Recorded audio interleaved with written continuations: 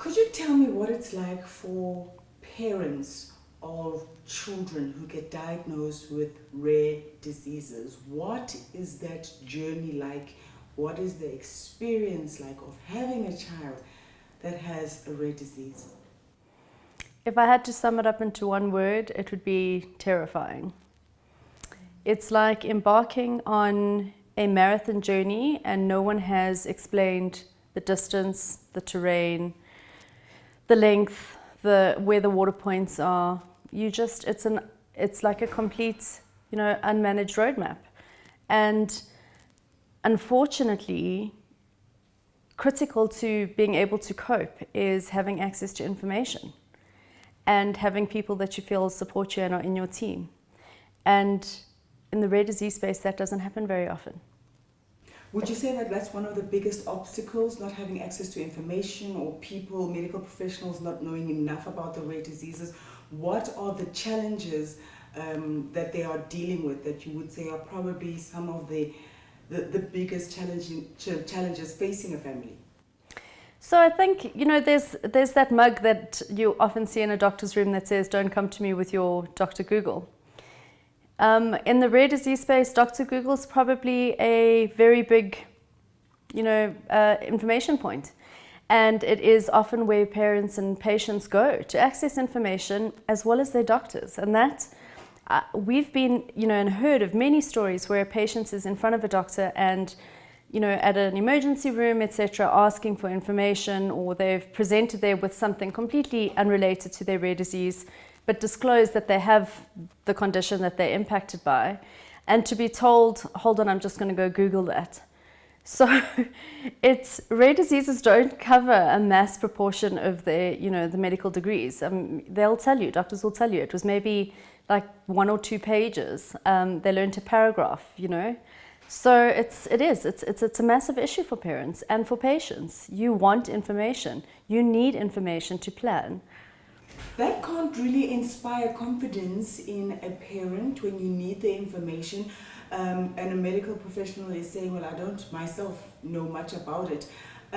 What is the attitude of the medical fraternity when it comes to treating and dealing with somebody who's got a rare disease? Are they keen, interested, enthusiastic, energized, curious to find out more, or are they more like, "No, let me send you to somebody else to deal with"? Do they kick it down the road to somebody else? I think it's a bit of a split, but having discussed this issue with many medical professionals, they're scared too. I think it must be really difficult for them, knowing that this is their job, it's their career, they studied years and years to get to where they are, to then have someone in front of you with a condition that they generally know more about than you do, and for you to have to be that person that's like, "I just don't know." So I think that they are scared to some extent, but I also do think that once they've accepted the fact that the patient is participant in their healthcare journey, and that patients are generally in these situations experts in their own condition because they live with them every day, and we live, breathe and sleep these conditions. We research everything we need to have an understanding of what we're dealing with. So once that acceptance has been made, I think it makes the healthcare professional and the patient relationship that much easier. Speaking to the parents, it shows that they themselves have become experts in the rare disease that they have to deal with. Are they sometimes left on their own to find the information? I think a lot of the times, yes. And it's no fault to the medical professionals. It's just that their knowledge is limited, and you can only learn so much. So as a patient, it is largely your responsibility to make sure that you are aware of latest treatments, latest molecules, etc., that are being developed, and really to have a very good understanding of the pathology of your own condition so that you are aware of what to expect. And if you start deteriorating anyway, that you can identify that is part of your condition and seek attention.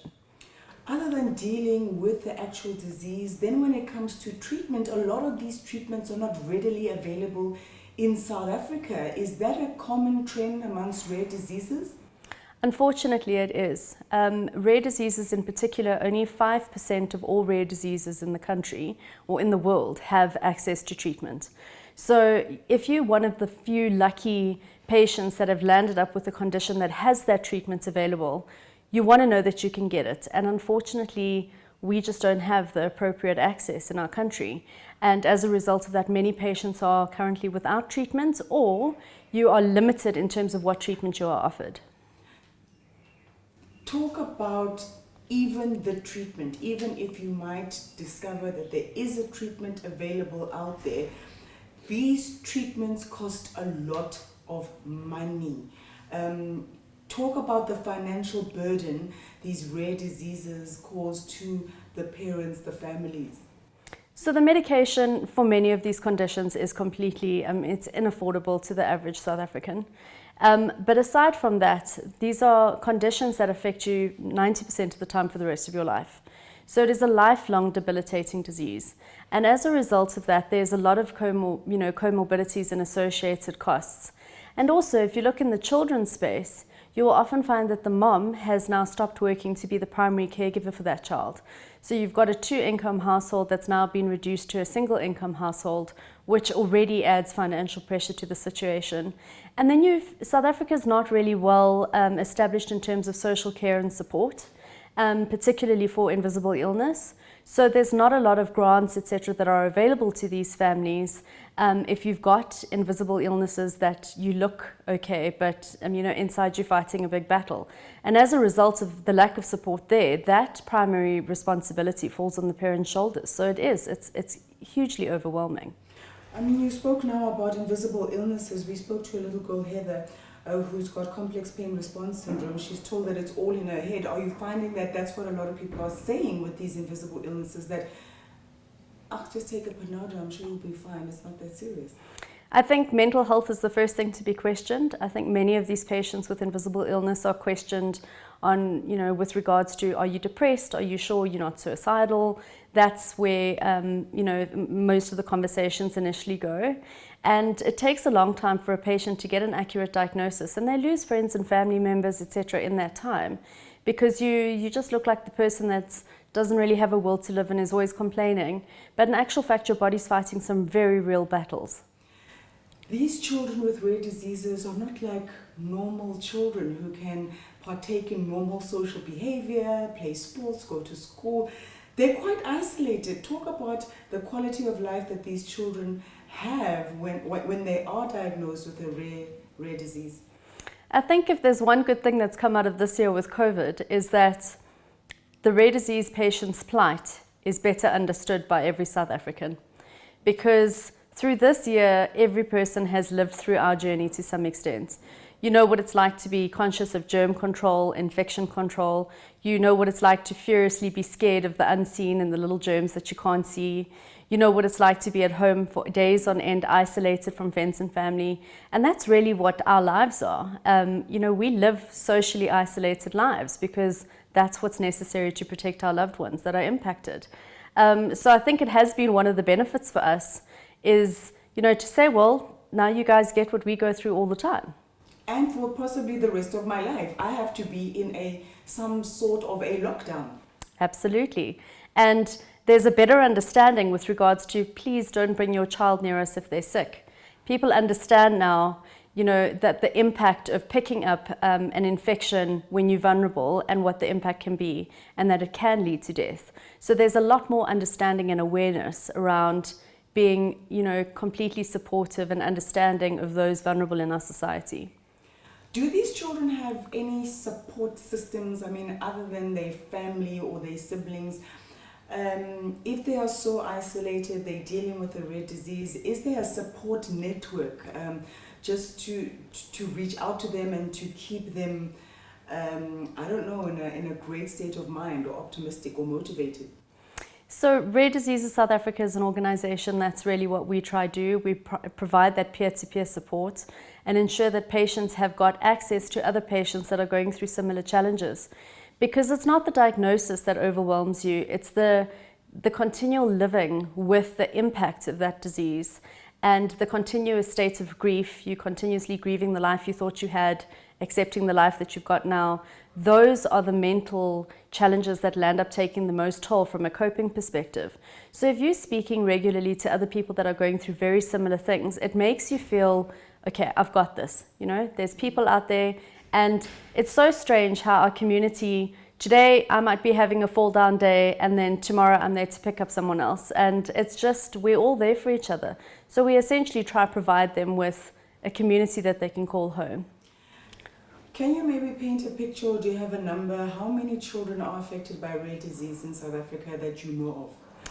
So based on prevalence, South Africa should have between 3 to 3.7 million South Africans impacted, and 50% of those should be children. So it's a significant amount of the country.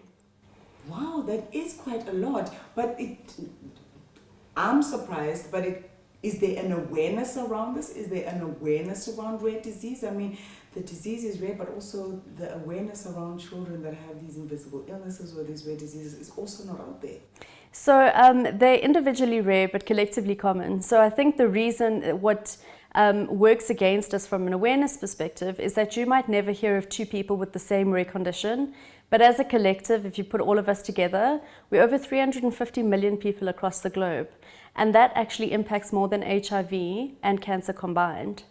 So if you combine all the rare diseases together, we're actually a significant percentage of the population.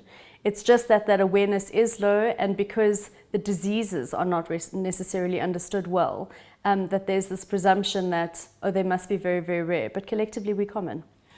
What does the government do to support these children and people with rare diseases? In my opinion, not enough. Unfortunately, we have no defined definition in South Africa. And if you don't have a definition to know what you're putting inside a box or excluding from a box, how do you decide how you're going to fix what's in the box? So that's the first thing that's necessary. We need a definition. The second thing is we've got no legislature other than the Child Healthcare Act, our constitution, obviously, that gives everybody a right to access healthcare, but we don't have any legislation that specifically allows for deviation on pricing, for us to be able to access strange molecules, etc., off-label drug usage, which is often used for rare diseases, and those sorts of things. So we really are needing a rare disease policy framework to be adopted and implemented in order to ensure some form of access for these patients.